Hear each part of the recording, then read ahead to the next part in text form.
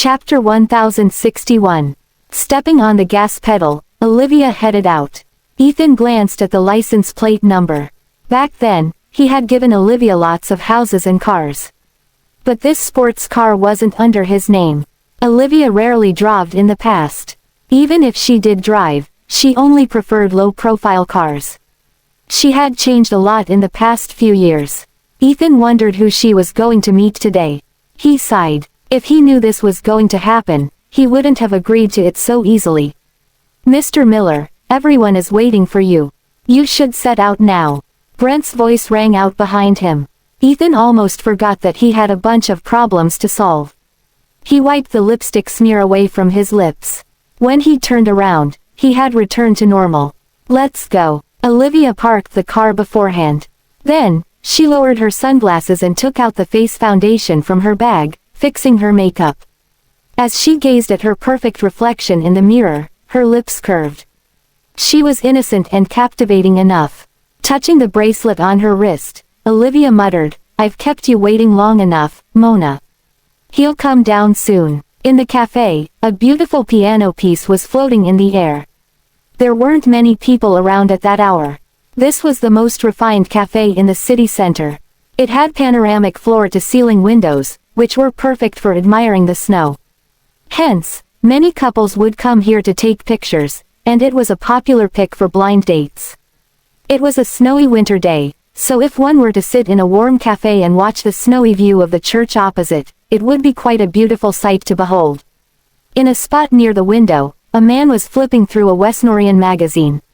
From time to time, he would lift his hand to glance at his watch. His phone vibrated. It was a message from the person he was waiting for. The person said that they were in a traffic jam, so they might be late. He typed out a reply with his slender fingers, "It's okay, I'll wait for you." Sometime later, when the person said that they would be arriving in 3 minutes, the man froze halfway through his action of flipping the page. He felt a little nervous in his heart. They had chatted for 2 years, and he considered the person his kindred spirit. He didn't know who the person was, nor did the other person know his identity. He only knew that the other person was constantly traveling around the world and that they only returned to Arlandia recently. He wanted to pick them up at the airport, but they declined the offer politely. They also agreed to meet up with him today. Judging by the things they posted, the other person seemed to be a woman. She would post pictures of the setting sun, vast grasslands, and fields of flowers. They were beautiful, but they also exuded a sense of loneliness. He had tried to guess her age before, but she sounded like a mature woman at times and a childish girl at other times. He couldn't quite figure her out. He could finally get to the bottom of this mystery today. He felt a little nervous to be meeting his online friend for the first time. It was probably because he had never encountered someone who got along so well with him before. As the bells at the door chimed, he looked at the entrance nervously. An intimate couple walked in. The nervousness the man felt turned into disappointment. He couldn't figure out what he was feeling right now. He looked forward to their meeting, but he also felt afraid. It felt very unnatural, as if he had walked from the shadows into the sun.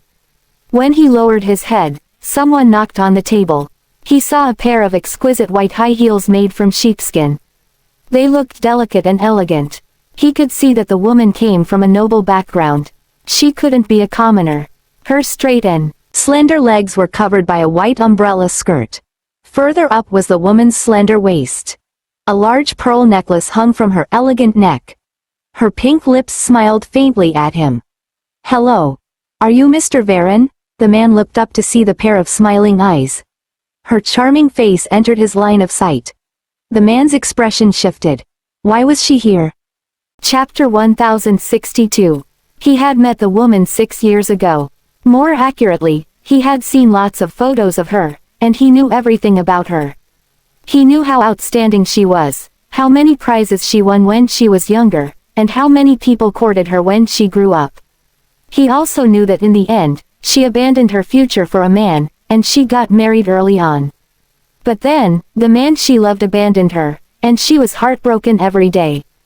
In reality, the two had met before, but back then, his face was hidden in the darkness. The first time he saw her, She was wearing a nightgown. With a protruding tummy, she crashed weakly on the carpet. He had been holding a gun aimed directly at her heart. She was Olivia Fordham, one of the targets he was tasked to kill. The woman who had disappeared into thin air suddenly appeared in front of him. Warren was quite surprised by that. "You're Alice." Olivia tucked her hair behind her ear as she put on a confident and bold smile. "I guess I haven't introduced myself.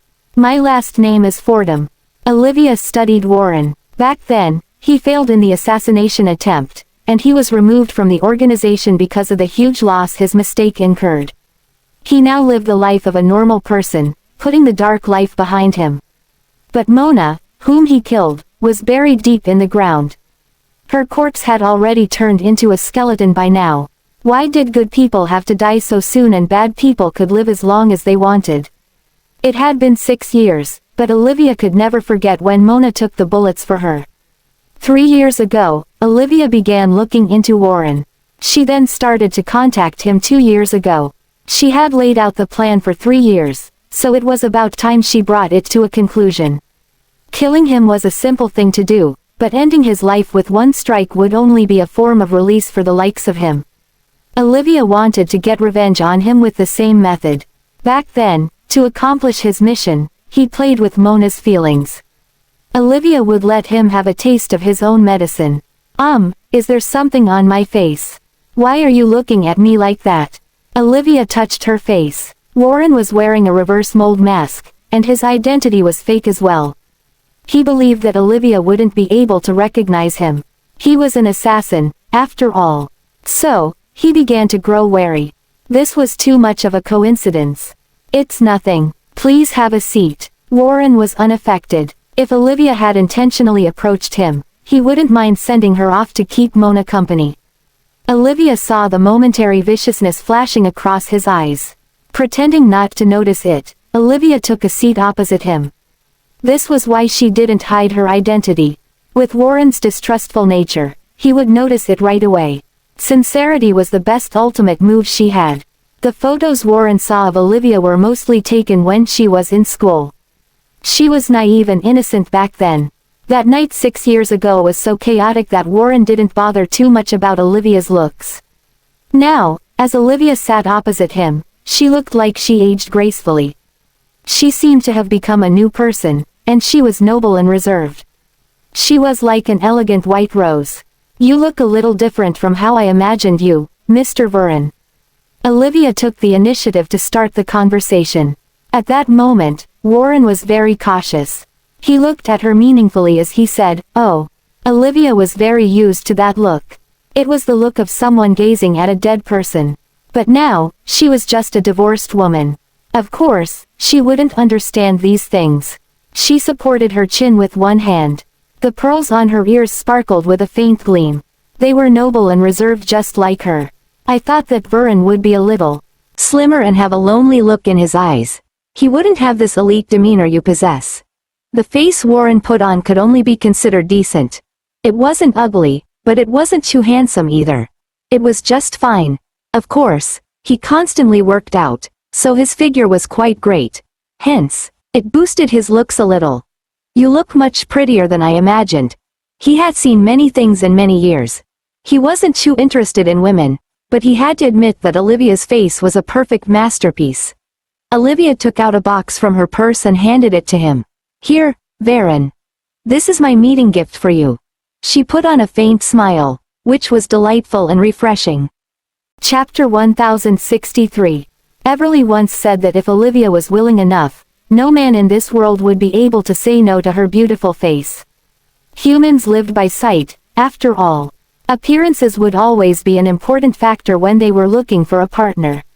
Falling for a beautiful person was only a matter of time. Warren was stunned. Behind Olivia was a view of the large church in the snowy background. Olivia was sweet and refreshing, and when she smiled at him, Warren could feel his heart skipping a beat. Realizing that this wasn't a good sign, Warren shifted his gaze to the box. "What is this? Open it and see for yourself." It was a wooden box that didn't look too expensive. But when Warren opened the box, his expression instantly changed. A white Edelweiss lay quietly in the box. It was a flower that only existed in legends. Because it grew at high altitudes, humans couldn't get somewhere that high up. So, not many people knew about the flower, and it was also extra precious for that reason. One photographer managed to take a photo of it, and the photo went viral on the internet. Many people came to take a look at this flower, but sadly, they didn't manage to get a peek. Warren had talked to Olivia as an artist for 2 years, and he mentioned this flower before. Is this an Edelweiss? How did you get it? Olivia shrugged. I happened to see it when I was traveling around back then. I remembered what you said about it, so I brought it along when I came back. I have a feeling that it'll look very nice in your drawings. Warren asked, how could you just happen to see it? Olivia happened to lift her hand to tuck some loose strands of hair behind her ear. In the process, she exposed the scars on her palm. Those were scars from when she was looking for Ethan in the wild a few days ago. The wounds had healed, but they were scabbing, so they looked extra obvious on her fair skin. What happened to your hand? As if embarrassed, Olivia hid her hand behind her back. It's nothing. Have you ordered? I haven't eaten breakfast, so I'm feeling a little peckish. Let's eat something first. Warren grabbed her sleeves. He realized that her palms were full of scabbing scars. How did this happen? Olivia hastily took her hands away. When I passed by Deersong Peak, I heard someone say that they saw some Edelweiss there. So, I climbed up the mountain. Guess what happened? I managed to pick the flower before I ran out of oxygen. It's a good thing that I wasn't alone. The others spent a lot of effort to send me back down the mountain, and I was finally saved. Even though I was never a lucky person, I had amazing luck this time. Olivia nonchalantly made up a story. She knew about Warren's background. Because Warren was an illegitimate child of the Tovar family, he was looked down upon since young. When he was in school, he was a brilliant student, so he managed to study overseas early on. But in reality, his heart was already twisted by then. He was used to seeing the ugly side of humanity, so he couldn't trust others so easily anymore. When Mona expressed her feelings for him back then, he didn't care about her at all. He even found her disgusting. People like him didn't need warm sunlight. Instead, he needed someone who understood him and was willing to enter his world. You almost died just for something like this. Oh, you're overthinking it. Why would I pick a flower especially for you? I told you it was something I did on the side. Moreover, death isn't scary at all. The world is terrible enough as it is, so dying is more like a form of release. Warren looked at the gentle and noble woman in front of him. Her words were surprisingly depressing. And he knew very well the reason behind that. I gave it to you, so just take it. We may not be able to see each other again after this meal. Olivia gave him a mischievous grin. Then, she raised her hand and called over a waiter to take the orders. She was honest and open, so Warren couldn't see anything off about her. Chapter 1064. Olivia ordered enough food to fill their table. Many of the dishes were Warren's favorites. Warren was a little stunned. How did you know that I liked these dishes? You told me before that your mother came from the south, so you probably enjoy southern cuisine. It's not that hard to guess. Olivia knew where exactly to draw the line. She generously shared with him what she saw overseas. She saw for herself auroras, icebergs, deserts, and oceans. Vern, have you seen snow in the desert? It's amazing. You'll feel like only 2 colors are left in the whole world. Like a child, she happily described those beautiful sceneries. When the steak was served, Olivia finally stopped talking. Sorry, I don't have many friends in Aldenvine, so I spoke a little too much at our first meeting.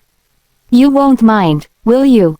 Warren shook his head. He had seen those sceneries before, but when Olivia described them like that, he suddenly felt like his gray past was injected with color. It's okay. It's very interesting. Olivia held a small dessert spoon in her mouth. You're as quiet as you are when we chat on WhatsApp. Sorry, I rarely talk in the first place. I knew it. Olivia took a bite of a cranberry treat. It was covered in syrup, and the seeds inside were removed. It was also combined with ice cream. The 3 different flavors were mixing, and Olivia narrowed her eyes in happiness when she tasted it. Wow, what sort of dessert is this? Olivia placed a cranberry treat on Warren's plate. Try it, it's delicious. It's the sort that has a lava center. It was obvious that Warren wasn't used to socializing with people like her. As an assassin, he would be wary of everyone else. Of course, he wouldn't eat something someone gave him. Seeing that he wasn't eating it, Olivia stuck a fork through it and held it to his mouth. Her eyes were shimmering as she said, "Hurry up and eat it. It'll melt if you're too slow." For some reason, Warren took a bite of it. But when he saw the red bracelet around Olivia's fair wrist, his eyes widened. That bracelet was a gift from him to Mona. Back then, to gain Mona's trust, he had casually bought a bracelet for her. It wasn't expensive, but Mona was overjoyed when she received it. As a proper assassin, Warren had to be skilled in playing any role at all. But now that he had backed out of missions and turned into his original self, he found it hard to endure Olivia's passionate behavior. "What's the matter? Does it not taste good?" Olivia widened her eyes as a puzzled look appeared on her face. He bit through the hardened syrup. The sweet and sour taste melted in his mouth along with the ice cream, forming a unique taste. When his tongue had turned cold, he finally swallowed the dessert. "It's delicious. By the way, your bracelet doesn't quite fit you. Does it have an important meaning?" The bracelet didn't cost more than several $100s. He casually bought it just because the pendant was Mona's zodiac sign.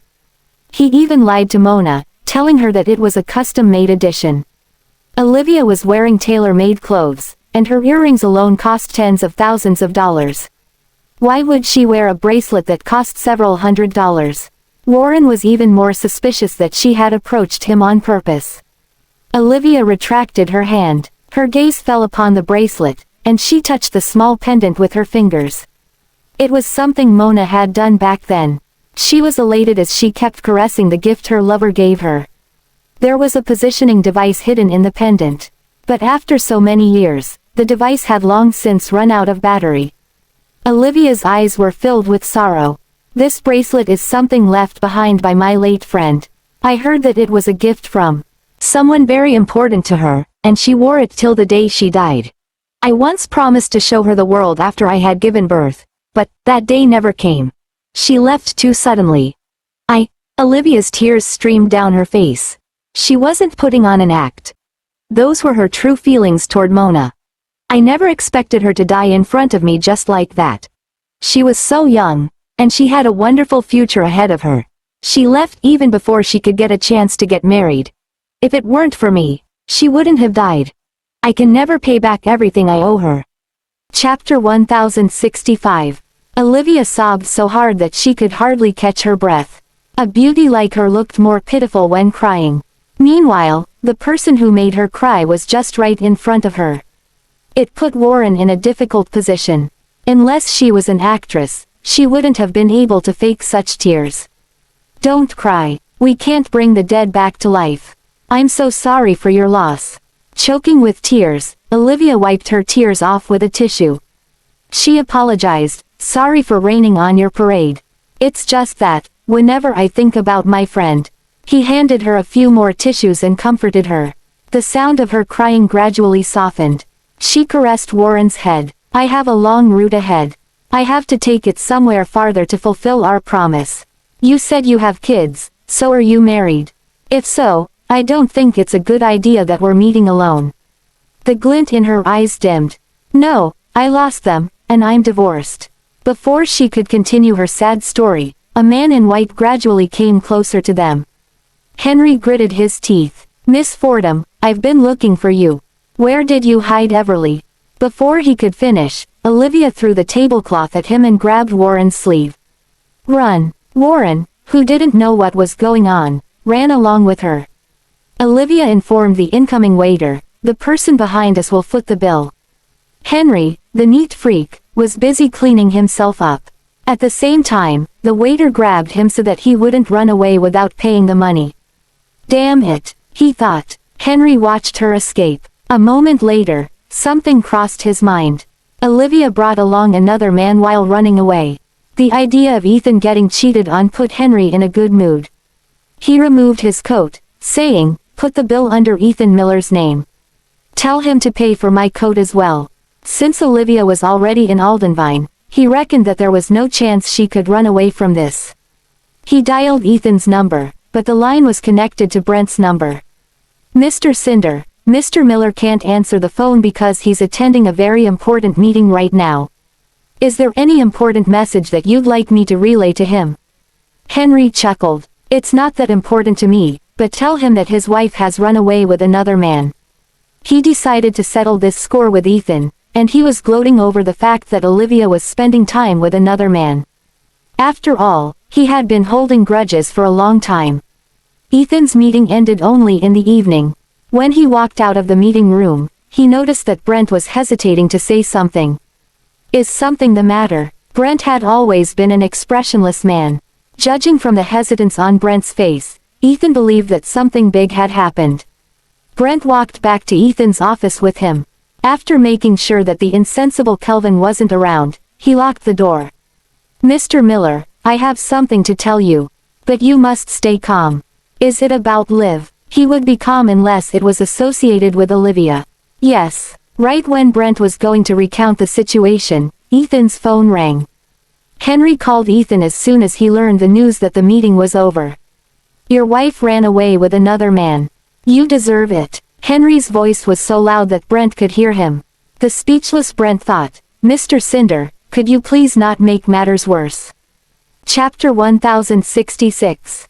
Ethan's expression was icy. What did you say? Had it been another informant, he wouldn't have believed it. After all, he had spent an intimate morning with Olivia just this morning. However, Henry wasn't that big of a busybody to lie to Ethan. Ethan believed that Henry had witnessed something. Guess what I saw today? Don't beat about the bush. The air around Ethan was cold. I'm in a good mood, so I don't wanna say it. Don't think about finding out Everly's whereabouts, then. Henry slammed the table. I knew it. You're hiding something from me. Tell me what you saw. If I tell you what I saw, will you tell me where she is? Deal. Henry shared the surveillance footage he received at the restaurant. Olivia didn't lie to Ethan about the fact that she was going to meet a man today. However, Ethan didn't know who that man was. Olivia had acted strangely in front of him too. She smiled and then cried the next second. When Ethan saw her feeding the man food, his expression darkened. Brent shrunk his neck, trying to diminish his presence as much as possible. That was Ethan's bottom line. Still, he was curious about that man's identity. Find out who he is. Yes, sir. Brent hurriedly went out to carry out an investigation. Ethan repeated the footage and noticed something. That man's gait was a little weird. His leg seemed to be injured before. Although it didn't affect his mobility much, one could notice the slight difference from that of an ordinary person. Ethan wondered who that man could be. Based on the footage, Olivia even showed her bracelet to the man. Ethan remembered that it was Mona's. Before Mona's burial, Olivia took it from Mona's wrist. Yet, Olivia brought up the bracelet to that man. After studying Olivia's strange actions, Ethan slowly had an idea of who that man was. Brent returned to the office. I found him, Mr. Miller. It's Warren, an artist. Ethan sneered. He's not Warren but Warren. It's him. Brent clenched his teeth at the mention of that name. Ethan's side faced serious casualties during that fight. Some of Brent's friends were injured, especially Owen, who almost lost his life to save Olivia. Even though he managed to return from death's doorstep, retirement was his only option. After that, they investigated Warren. Warren was demoted after failing the mission. He had been personally taking in orders, and the organization caught him red-handed. In the end, he was fired. Mara was one of his targets from personal orders, and he bumped into Olivia by chance during his mission at that time. Back then, there was a problem with Warren's leg. Ethan noticed it at first glance. There was no news about Warren after he was dismissed by the organization. Ethan's men searched for him for many years but it was all in vain. Yet, Olivia found him. Brent frowned. We couldn't even find him. How did Mrs. Miller find him? Don't forget that she has Jack on her side. They have their sources. Jack was a bad Samaritan. Ethan had been looking for him for many years. Ethan was aware that Olivia respected Jack a lot. Since there was a slight improvement in their relationship, Ethan didn't mention anything about Jack. If Vern is Warren, who we're looking for, Mrs. Miller must be thinking of avenging Mona. That's why Mrs. Miller came up to him. But it's dangerous to leave her with him. He's an assassin. Why don't we move right now? Since we know who he is, it's easy to eliminate him. Ethan raised his hand. No, he's Liv's prey. Chapter 1067. If Ethan understood those facts very well, Olivia should be aware of them too. During the days they spent in the woods, she didn't act like a feeble woman. That year, Olivia grieved over Mona's death. Olivia wouldn't let Warren off that easily by killing him right away. What is Mrs. Miller trying to do? Ethan said seriously. She's trying to make him fall in love with her to the extent of being willing to make sacrifices for her. Then, she'll trample on his genuine feelings to humiliate him and make him suffer. She wants him to feel what Mona felt before she was dead. Brent was surprised inwardly, thinking, Mr. Miller is indeed the only person who understands Mrs. Miller that much. So, the person Mrs. Miller wanted to meet was Warren. She wants him to fall in love with her. Mr. Miller, aren't you afraid that they'll? The glint in Ethan's gaze darkened. Would you let your enemy touch you however they want? Look, when they left the restaurant, Liv was holding his sleeve. She didn't touch his hand. In fact, Olivia wished she could kill Warren on the spot. There was no chance she would bear feelings for him. Although she had her objectives, the idea of her hanging out with another man displeased Ethan nevertheless. So, what should we do with him? Let's sit back and watch. Don't intervene impulsively. Mona is an important person to Liv. I don't want this to affect my relationship with Liv. She has planned this out for more than 3 years. She wouldn't put herself in danger. Perhaps. Ethan stood up and placed his hands behind him. I should believe her for once. Previously, Olivia kept claiming that he was an egoistic person who wished she could live according to his will. He was so dominating that he wouldn't consider her feelings. Thus, he wanted to change this time. He was willing to make changes by believing in her. Kelvin knocked on the door before coming into the office. Brent, what are you discussing with Mr. Miller without me again? You're acting strange. Ever since Olivia's identity was exposed, he kept feeling that everyone was spilling the tea behind his back. If you have something to say it quickly. Otherwise, leave. Ethan, who was in a bad mood, huffed. The insensible Kelvin always barged in at the right time.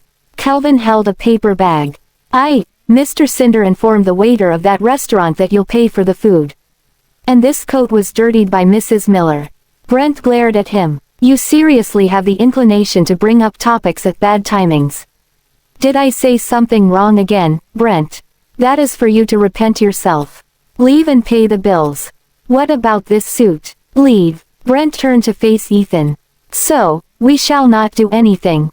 For now, just do as I say. Got it. Henry called Ethan again. As soon as the line got through, Henry burst into lines of curses. Ethan replied succinctly, Vuckburg. Are you saying that Everly is in Vuckburg? Yes. That's a big continent. How do you expect me to find her? We've been friends for so many years. Can't you give me more hints? I told you that because of old time's sake. If Liv finds out that I told you that, she'll give me the cold shoulder. Henry gritted his teeth. How dare you call yourself a friend of mine? I bumped into Everly by chance last year. She left overnight after noticing me. So, I don't know where she exactly is. Way to go, Ethan Miller. Henry hung up the call thereafter.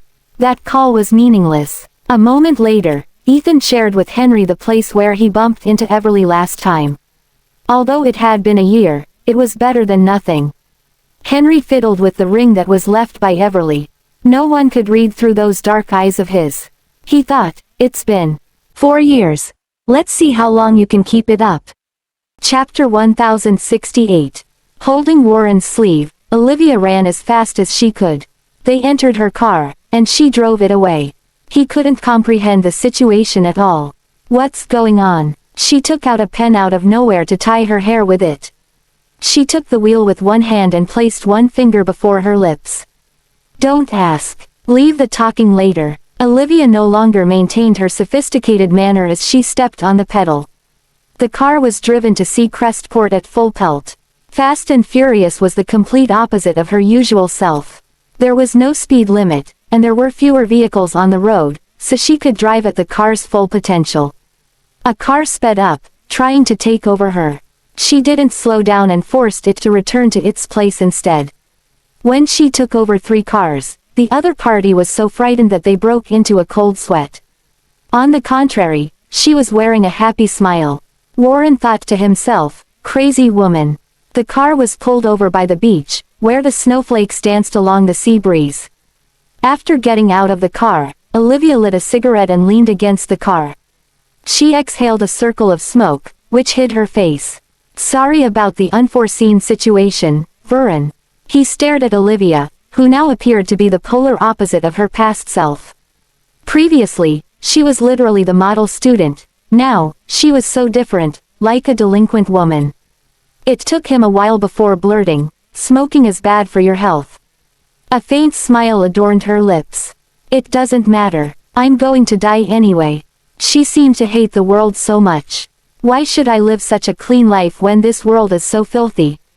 "You can go ahead. I need some time alone." She looked up at the sky as sorrow weighed down upon her. As someone aware of her past, Warren knew why she became this way. Olivia was the only person left in her family. She couldn't protect her children, and even her friend died right before her eyes. She ended up divorcing Ethan too. She had nothing left, and Warren was the cause for most of them. To his surprise, a pang of pity hit him. Instead of leaving, he approached her. He didn't say a word, merely keeping her company. Since his life itself was a tragedy, he couldn't say anything wise to her. Warren could relate to her pitiful life. Olivia disposed of her cigarette. She asked without looking at him, "Why didn't you leave?" No one would leave their sad friend alone. She let out a wistful smile. "Friend, I advise you not to befriend me. I'm a bad omen who brings bad luck to my friends. Let's end our fate here, Vern. I've met you, and my wish is granted. It's been years since I had someone I could call a friend." Warren knew that this woman would bring him danger. Ethan resented Warren to the bones because of what Warren did that year. Ethan wouldn't let him off the hook that easily. If Warren didn't undergo plastic surgery, he would have been dead a long time ago. Even though Olivia and Ethan were divorced, they didn't completely cut ties with each other. Thus, it was Warren's best option to leave right now. He didn't need a friend. He only talked to her for the past 2 years just to kill some time. But her sorrowful expression elicited pity in him, which shouldn't be happening.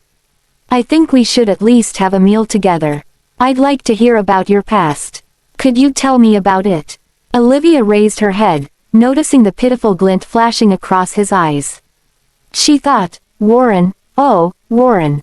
You're more easily fooled than expected. When a man started to pity a woman, that marked the start of his downfall. Chapter 1069. Olivia reminisced about her past in the restaurant by the beach. She recounted the details of her past, which could be searched online. Her description added colors to those emotionless words. Her eyes reddened as the story reached its climax, but she fought her tears back. "Thank you for listening, Vern. I've spent so many years all alone. No family, no friends. Sometimes, when I need someone to talk to, I can't find anyone. That's why I keep talking to you. I must be annoying, right?" Warren finally understood why she always had so much stuff to talk about. It was because she was Olivia. He recalled their conversations, in which he would always give her the cold treatment. He thought, perhaps I was her only comfort. "It's nothing." He took a sip of coffee. It was bitter. He wondered how many people out there lived bitter lives. "Oh right, you didn't mention your life before. You don't seem young. I bet you're married, aren't you?" Warren shook his head. "No, how could someone like him get married? That would bring suffering to others and himself." Besides, Warren didn't believe in a happy marriage because of his father. "Someone like me doesn't deserve to get married. Why? I think you're a nice person." Olivia began eating while conversing. She was hungry and thirsty after talking for so long. Although he kept feeding her useless information, he didn't leave. She was halfway through achieving her objective. Other than avenging Mona, there was something else Olivia was aiming for. According to Jack, Warren was the only person who had conspired with the mastermind to kill Olivia. Hence, she thought she could get some clues from Warren. During the past few years, she had been investigating secretly to find out the truth. Unfortunately, the other party was so capable that he covered his tracks very well. Therefore, Warren was her only clue right now. The first step was to gain his trust. Someone like him wouldn't trust others easily. That was why she spent 2 years talking to him online. After the meal, she didn't intend to stay any longer. Do you want me to send you back? It's fine. I have something else to do. I can take a cab. What's your next plan? She shrugged. I haven't returned here for 3 years. I'll stay in Aldenvine for the time being before making a new plan. I don't have much of anything anyway. I only have a huge amount of money I received when I divorced. I should splurge it to make my suffering worth it, shouldn't I? I'll get going, then. Bye. Olivia entered the car. She waved at him enthusiastically before leaving. Warren's heart ached in the face of her warm gaze. He thought, silly woman. The cause of your unhappiness is just right before you. How could you tell him everything without holding back so easily? Right at that moment, Olivia received a message. She glanced at it. It was a message from Warren that read, "We're friends forever." Olivia casually threw her phone to the side. The corner of her lips was reaching her cheeks. The fish was caught in the net, and it was faster than she expected. Now, she would ignore him for the moment. After all, someone like him might notice something fishy going on if she contacted him too often. There were a lot of things Olivia wanted to do in Aldenvine this time. Warren wasn't the only reason for her return. She used another phone to make a call. Hey, I'm in Aldenvine. The other party replied enthusiastically. After Ian's, you're finally here. Where are you? I'll come over to pick you up.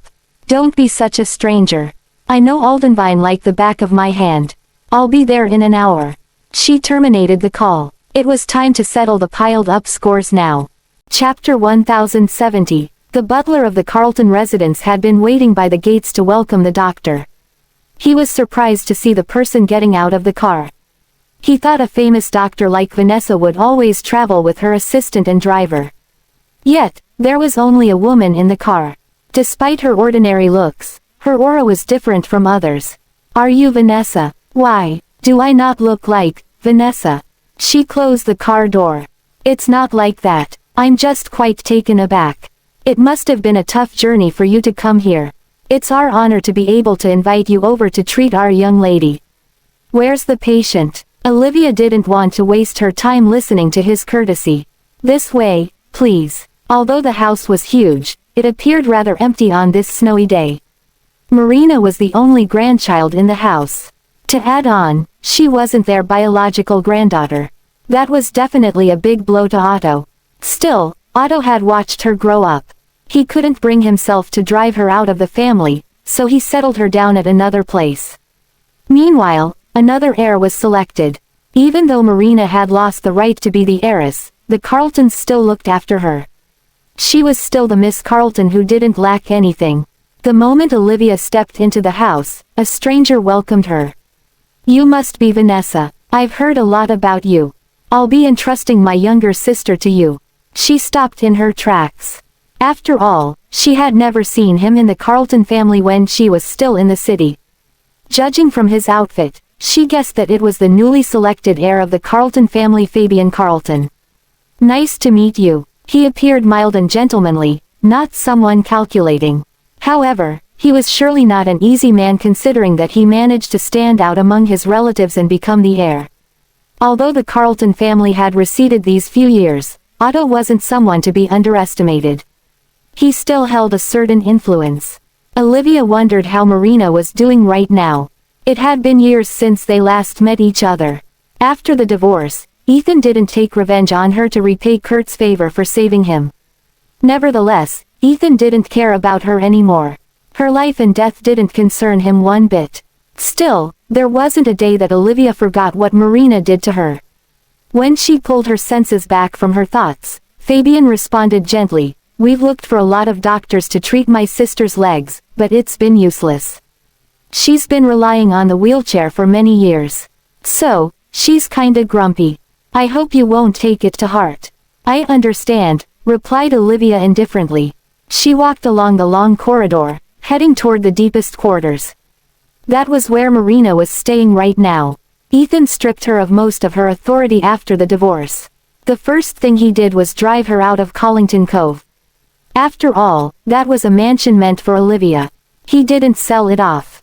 But he couldn't bear living there after Marina had stayed there. It was repulsive to him.